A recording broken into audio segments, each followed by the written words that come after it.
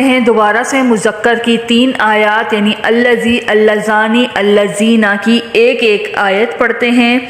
تو سب سے پہلی آیت ہے الذی کی، تو ہے الذی جس نے خلقکم تمہیں پیدا کیا، الذی خلقکم جس نے تمہیں پیدا کیا۔ اب اگلی آیت ہے،